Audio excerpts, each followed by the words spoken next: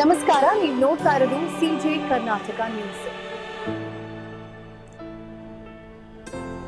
ಮಿತ್ರರಿಗೆ ಮತ್ತು ಅಣ್ಣರಿಗೆ ನಮಸ್ಕಾರಗಳು.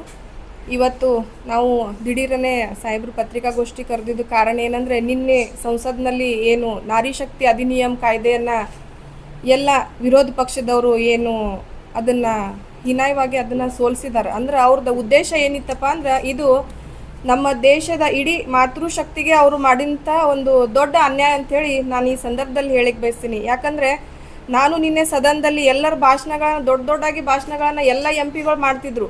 ಅದರಲ್ಲಿ ಅವ್ರು ಹೇಳ್ತಿದ್ರು, ನಾವು ಯಾವತ್ತಿಗೂ ಕೂಡ ನಾರಿ ಶಕ್ತಿ ಪರವಾಗಿದ್ದೀವಿ, ನಾರಿಯರ ಪರವಾಗಿದ್ದೀವಿ, ನಾವು ಮಹಿಳಾ ಮೀಸಲಾತಿಗೆ ವಿರೋಧ ಇಲ್ಲ ಅಂತ ಹೇಳ್ತಿದ್ರು. ಮಾತಿನಲ್ಲಿ ಹೇಳೋದಾಯಿತು, ಆದರೆ ಯಾರೂ ಕೂಡ ಅದಕ್ಕೆ ಸಪೋರ್ಟ್ ಮಾಡಲಿಲ್ಲ. ಆ ಬಿಲ್ಲನ್ನು ಮಂಡಿಸಿದಾಗ ಅದು ನಮಗೆ 54 ಓಟ್ಗಳಿಂದ ಅದು ಸೋಲಾಯಿತು. ನಿನ್ನೆ ಈ ಸೋಲನ್ನು ಯಾವ ರೀತಿ ತಗೋಬೇಕಂತೇಳಿ ಗೊತ್ತಾಗ್ತಿಲ್ಲ. ಯಾಕಂದರೆ ಕಾಂಗ್ರೆಸ್ ಸರ್ಕಾರ ಮತ್ತು ಕಾಂಗ್ರೆಸ್ ಪಕ್ಷದ ನೀತಿ ಏನೈತಪ್ಪ ಅಂದ್ರೆ, ಯಾವತ್ತಿಗೂ ಕೂಡ ಅವರು ಮಹಿಳೆಯರ ವಿರೋಧಿನೇ ಅದಾರ. ಮಹಿಳೆಯರ ಪರವಾಗಿ ಯಾವುದು ಕಾರ್ಯಗಳನ್ನು ಅವರು ಮಾಡಿಲ್ಲ.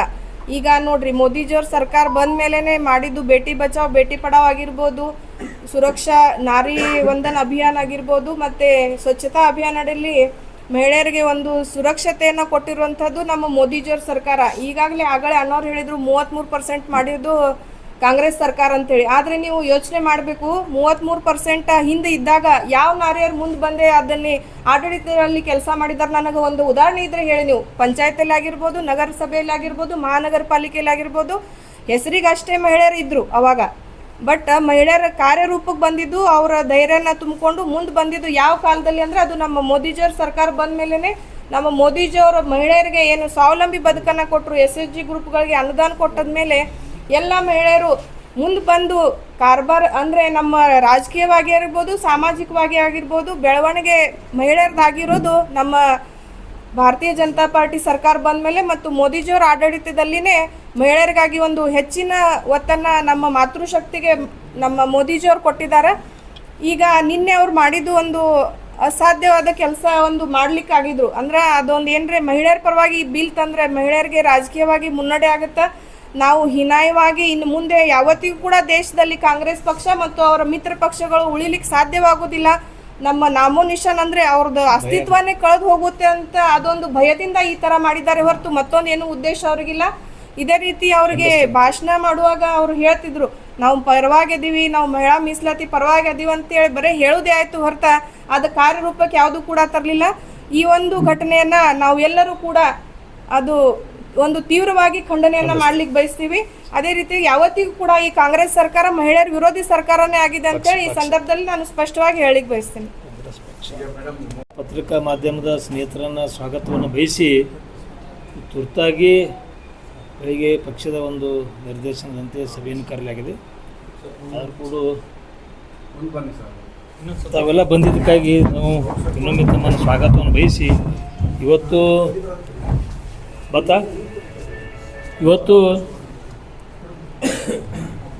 ನಮ್ಮ ದೇಶದಲ್ಲಿ ತಾಯಂದಿರಿಗೆ ಮಹಿಳೆಯರಿಗೆ ಪ್ರಾತಿನಿಧ್ಯ ಸಿಗಬೇಕು ಅನ್ನುವಂಥ ಒಂದು ಕಲ್ಪನೆ ಭಾಳಷ್ಟು ಹಿಂದಿನಿಂದ ನಡೆದಿದೆ. ರಾಜಕೀಯವಾಗಿ ಅವರಿಗೂ ಕೂಡ ಸ್ವಾತಂತ್ರ್ಯ ಸಿಗಬೇಕು, ಪ್ರಾತಿನಿಧ್ಯ ಸಿಗಬೇಕು ಅನ್ನುವಂಥ ಬೇಡಿಕೆಗಳು ಭಾಳಷ್ಟು ವರ್ಷಗಳಿಂದ ನಡೀತದೆ. ಅದನ್ನೆಲ್ಲ ಇವತ್ತು ನಮ್ಮ ದೇಶದ ಸಮರ್ಥವಾದಂಥ ಪ್ರಧಾನಮಂತ್ರಿಗಳಾದ ನರೇಂದ್ರ ಮೋದಿಯವರು ಮನಗೊಂಡು ಇವತ್ತೊಂದು ಮಹಿಳಾ ಮೀಸಲಾತಿಯನ್ನು ರಾಜಕೀಯವಾಗಿ ಮಹಿಳೆಯರಿಗೆ ಒಂದು ಶಕ್ತಿ ತುಂಬಬೇಕನ್ನುವಂಥ ಒಂದು ನಿರ್ಣಯ ಮಾಡಿದರು. ನಿನ್ನೆ ನಡೆದಂಥ ಲೋಕಸಭಾ ಒಂದೇನು ಚರ್ಚೆಯಲ್ಲಿ ಕಾಂಗ್ರೆಸ್ಸು ಮತ್ತು ಅದರ ಮಿತ್ರರು ಸೇರಿ ವಿರೋಧ ಮಾಡಿ ಮಹಿಳೆಯರಿಗೆ ಸಿಗುವಂಥ ಒಂದು ಪ್ರಾತಿನಿಧ್ಯಕ್ಕೆ ವಿರೋಧ ಮಾಡಿದ್ದಾರೆ. ಬರೀ ರಾಜಕೀಯವಾಗಿ ಮಹಿಳೆಯರಿಗೆ ಡಾಂಬಿಕ ಮಾತುಗಳನ್ನು ಇವರಿಂದ ಕೇಳ್ತಾ ಇದ್ವಿ.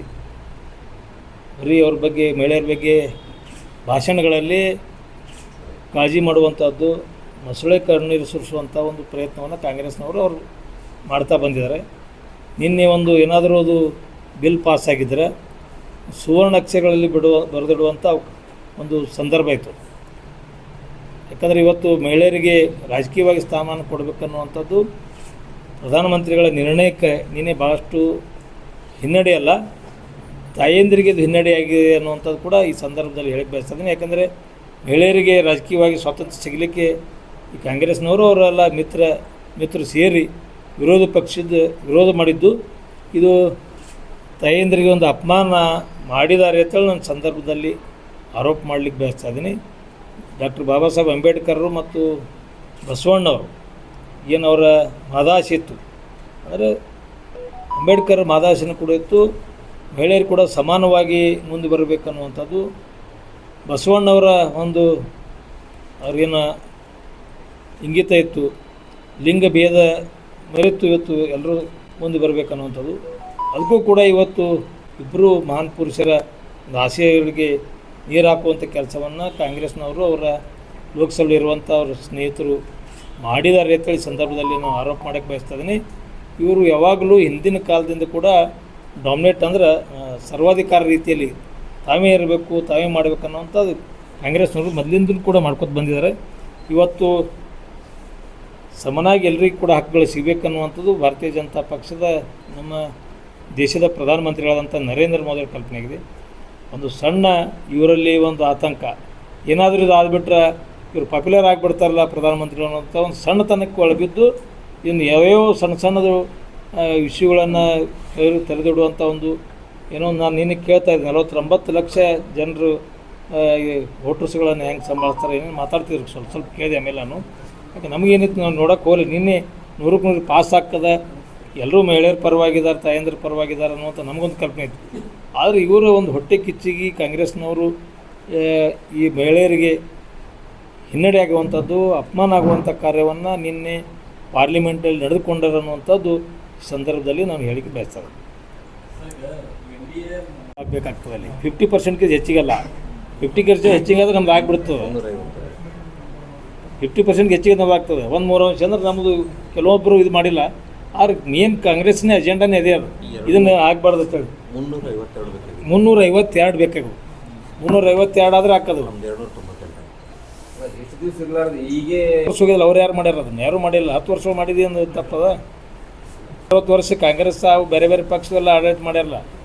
ಏನೋ ಈಗ ಅದ್ರ ಬಗ್ಗೆ ಜಾಗೃತಿ ಜನರಲ್ಲಿ ಮೂಡೈತಿ, ಮಹಿಳೆಯರ ಬೇಡಿಕೆನೂ ಕೂಡ ಹೆಚ್ಚಾಗ್ಯದ, ಎಲ್ಲರೂ ಅಲ್ಲಿ ಮಾಡಬೇಕನ್ನುವಂಥ ಒಂದು ಅಭಿಪ್ರಾಯ ಬಂದದ. ಈಗ ನಮ್ಮ ಪ್ರಧಾನಮಂತ್ರಿಗಳು ಅದನ್ನು ಕೈ ಎತ್ಕೊಂಡಾರ. ಈಗಾದ್ರೆ ಅವ್ರು ಈಗೇನು ತಪ್ಪ ಈಗ ಮಾಡಿಬಿಡ್ತದ, ಮೊದಲು ಮಾಡಲಿಲ್ಲ, ಈಗ ಯಾಕೆ ಮಾಡ್ಬೇಕಂದ್ರೆ ಈಗ ಒಳ್ಳೆ ಕೆಲಸ ಮಾಡಲಿ ಕಾಂಗ್ರೆಸ್ ಅವರು. ಇದು ಇಂಪ್ಲಿಮೆಂಟ್ ಎಲ್ಲಿ ಅದು ಈಗ ರಾಜಕೀಯವಾಗಿ ಎಲ್ಲಿ ಸ್ಥಾನಮಾನಗಳದಾವು 33%. ನೋಡ್ರಿ, ಹೊಟ್ಟೆ ಕಿಚ್ಚತ್ ಹೇಳಿಲ್ಲ, ಇವ್ರಿಗೆ ಏನೋ ಒಂದು ಶ್ರೇಯಸ್ಸು ಸಿಗ್ತನ್ನುವಂಥ ಒಂದು ಸಣ್ಣ ಒಂದು ತನದಿಂದ ದುರುದ್ದೇಶದಿಂದ ಇದನ್ನು ನಿನ್ನೆ ವಿರೋಧ ಮಾಡ್ಯಾರ ಅನ್ನುವಂಥದ್ದು ನಮ್ಮ ಆರೋಪ. ನಮ್ಮ ಮೇಡಮ್ ಅವರು ಒಂದು 2 ಮಿನಿಟ್ ಮಾತಾಡ್ತಾರೆ. ಈಗ ಹಿಂದಕ್ಕೆ ನೋಡ್ರಿ, ಈಗ 15 ವರ್ಷ ಹಿಂದೆಗಡೆ ಮಹಿಳೆಯರನ್ನ ನೋಡಿ ಈಗ ಇದ್ದ ಮಹಿಳೆಯರನ್ನ ನೀವು ಕಂಪೇರ್ ಮಾಡಿದ್ರೆ ಈಗ ಬೇಟಿ ಬಚಾವ್ ಬೇಟಿ ಪಡಾವ್ ಬಂದ ಮೇಲೆ ಆಯ್ತು, ನಾವು ರಿಸರ್ವೇಶನ್ ಅಲ್ಲಿ ಆಗಿದ್ವಿ, ಮಹಿಳಾ ಮೀಸಲಾತಿ ನೋಡ್ರಿ, ಮುರ್ಮು ಅವ್ರದ್ದು ಇದು ಅವ್ರಂತ ಇದ್ದ ಒಂದು ಹಿಂದುಳಿದಿದ್ದವ್ರನ್ನ ತಂದು ಪ್ರೆಸಿಡೆಂಟ್ ಮಾಡ್ಯಾರ. ಅಲ್ಲಿ ವಸುಂಧರಾಜ್ ಸಿಂಧೆ ಅವರು 5-6 ಸಲ ಮುಖ್ಯಮಂತ್ರಿ ಆಗ್ತಾರೆ. ನಮ್ಮಲ್ಲಿ ಎಲ್ಲ ಸುಷ್ಮಾ ಸ್ವರಾಜ್ ಭಾಳಷ್ಟು ಮಂದಿಗೆ ಭಾರತೀಯ ಜನತಾ ಪಕ್ಷ